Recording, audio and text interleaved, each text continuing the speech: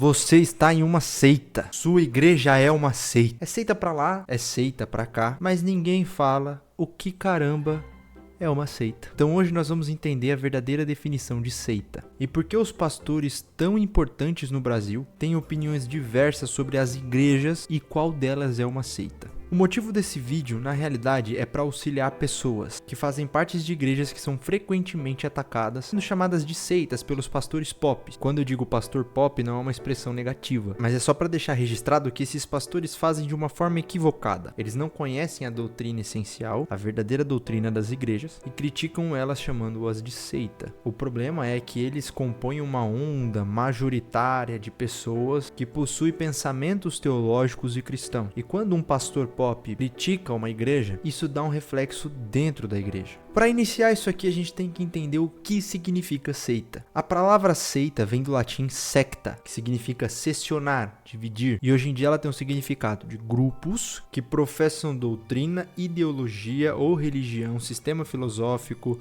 ou até mesmo político divergente da doutrina examinadora ou doutrina dominante, ou do sistema dominante. Para você entender, quando eu falo doutrina examinadora, é a doutrina que está analisando a outra. O conceito disso é originalmente político, só para vocês entenderem melhor. Se eu sou do grupo A e eu sou dominante para mim, porque afinal eu sou do grupo A, e eu vejo um novo grupo se ramificar do meu, que se chama grupo B, automaticamente para mim o grupo B é uma seita, porque ele se seccionou de mim, ele se dividiu. Ele saiu de mim. O termo nasceu na descrição de grupos gregos e romanos, mas com a expansão e o crescimento do cristianismo no Império Romano, a aplicação ganhou intensidade em relação às práticas e ideologias religiosas, que eram diferentes das cristãs ortodoxas. Então, todo cristão que era divergente do cristianismo ortodoxo católico era automaticamente uma seita. Quando a reforma protestante foi potencializada, a igreja tomou uma postura de apontar para os líderes da reforma como hereges,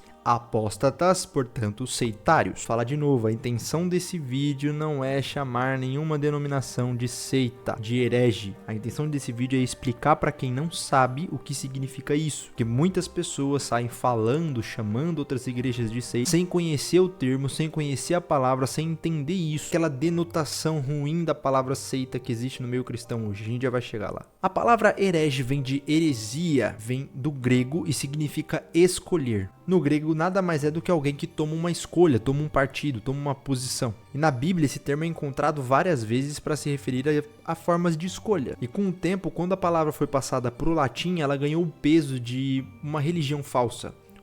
Algo religioso falso, heresia. Mas a origem da palavra não tem a ver com algo religioso falso. Isso aí ganhou esse peso após o Império Romano, mais uma palavra. Já a palavra apóstata, ela vem do grego apostates, significa alguém que se afasta. Ela é exatamente a mesma situação, sempre relacionada ao espiritual. Então, cada sistema dominante automaticamente tem uma visão do sistema terceiro como sendo seita.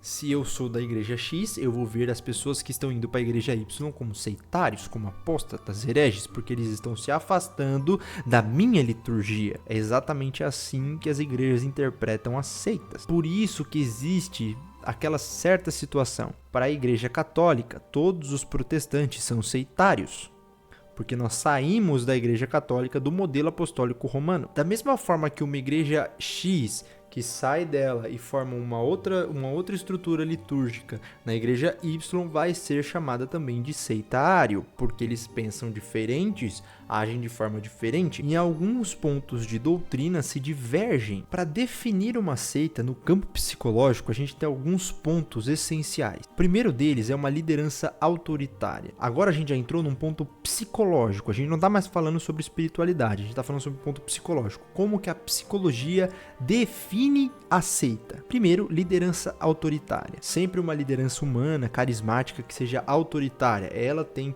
total revelação, ela fala por Deus, ela fala como se fosse Deus. Ele promove comunidades fechadas e não abertas. Então não há uma comunhão com outras comunidades, é só nossa, nós somos fechados entre nós. Ensinamentos exclusivos. Eles têm pensamentos que são diferentes do resto da maioria, que eles interpretaram, que a eles foram revelados, mas que não aos outros, somente a nós. E um processo de conversão intenso é outro ponto que acompanha sempre um grupo seitário, de acordo com os estudiosos psicólogos. Rituais de iniciação, confissões emocionais, coisas intensas, todo tipo de processo de conversão acaba sendo um pouquinho mais forte do que os outros dentro de uma seita. Eles acabam controlando de forma muito rigorosa a vida dos membros, é uma observação constante, é uma análise constante, é um controle que eles exercem sobre a vida dos membros. Extremismo, exclusividade, dificuldade em sair são vários pontos que compõem uma seita de acordo com a psicologia. Por que isso é interessante? Porque boa parte das comunidades não são somente as igrejas, mas a maior parte das comunidades tem isso. Elas acabam se prendendo nesses termos e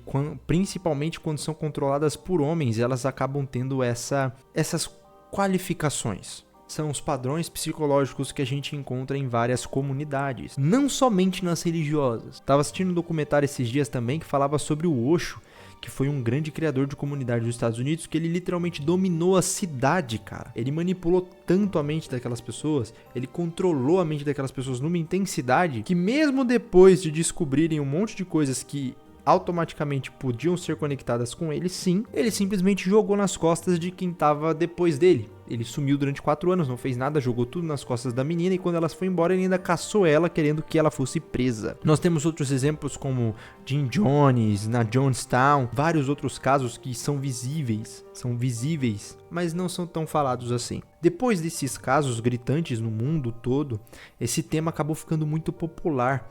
E aí as igrejas começaram a criar essas reuniões, começaram a criar essas determinações de qual igreja eles enxergam como seita e qual igreja eles não enxergam como seita. Aqui nós criamos vários times e colocamos todos eles em posições diferentes diante de uma ligação com Deus ou até mesmo diante da salvação. Por isso que é interessante a gente saber disso, porque não é porque nós fomos ensinados em um modelo seitário, isso aqui já é uma teoria minha, tá?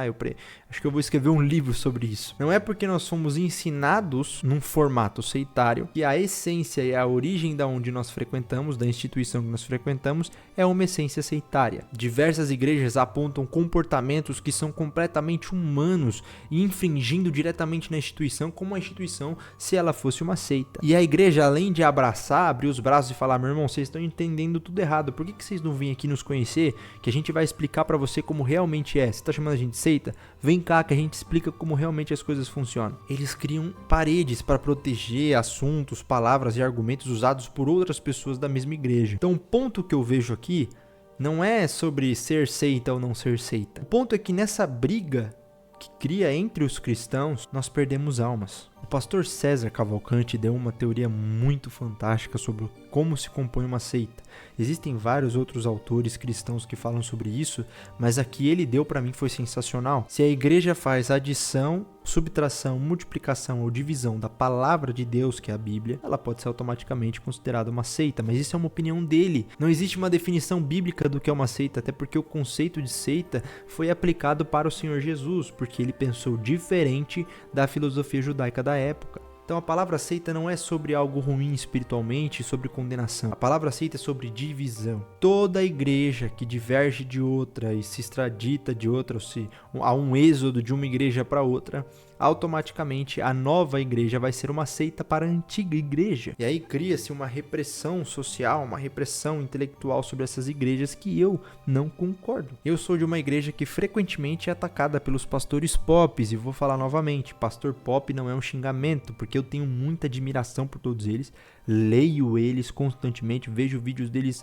quase que o dia inteiro, mas eles falham muito forte em falar da minha igreja, porque eles não conhecem a linha doutrinária dela, eles conhecem um discurso de pessoas que foram moldadas em um sistema seitário, e isso eu não vou negar, as pessoas acabam sendo moldadas num sistema seitário. Só que isso não quer dizer que a linha doutrinária da igreja é seitária. As pessoas que estão na frente do sistema nem sempre têm total responsabilidade ou podem falar pela doutrina da igreja. Eu acho bonito ver o Rodrigo Silva, quando ele vai nos podcasts, ele fala: eu não tô falando pela igreja adventista, eu tô falando por mim, porque ele literalmente não pode representar a igreja adventista ali na frente falando aquilo. E eu realmente vejo isso acontecer frequentemente com com as acusações à minha igreja, chamando-a de seita. Então, se você está vendo esse vídeo e você está se perguntando se a sua igreja é uma seita ou não, por conta dos assuntos e argumentos dos pastores pops, eu só vim aqui te acalmar. Não se preocupa se sua igreja é uma seita ou não. O que importa é se o seu coração é direcionado ao Senhor. Se você ama Deus acima de todas as coisas. E veja, se você ama Deus acima de todas as coisas, você jamais participaria de qualquer linha doutrinária sectária. Você tem que observar com atenção, porque Deus tem que estar em primeiro lugar. Homem nenhum pode estar. Já quebra a linha de uma liderança autoritária. Tem que ter uma noção que Deus tem que estar acima da própria materialidade. Já quebra a teoria da prosperidade evangélica que é tão pregada fora para juntar multidões e pegar o dinheiro do povo. Então vamos nos atentar nesse ponto. Se você está preocupado se sua igreja é uma seita ou não, já falo logo de início. De início não, no final, tá acabando o vídeo. Não se preocupe, sirva a Deus com todo o seu coração.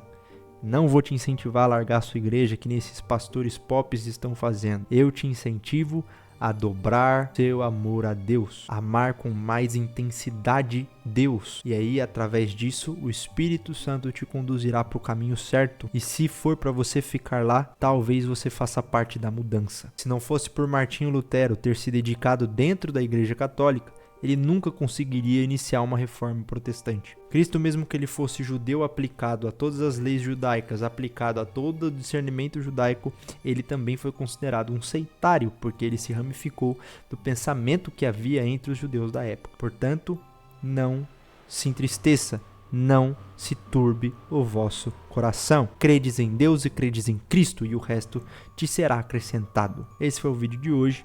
Eu agradeço você por assistir. Se você está curtindo meus vídeos, se está acompanhando nosso canal, estou muito feliz. Se inscreve aqui embaixo, curte o vídeo e não se esqueça, amai a Deus acima de todas as coisas. Deus abençoe e até o próximo.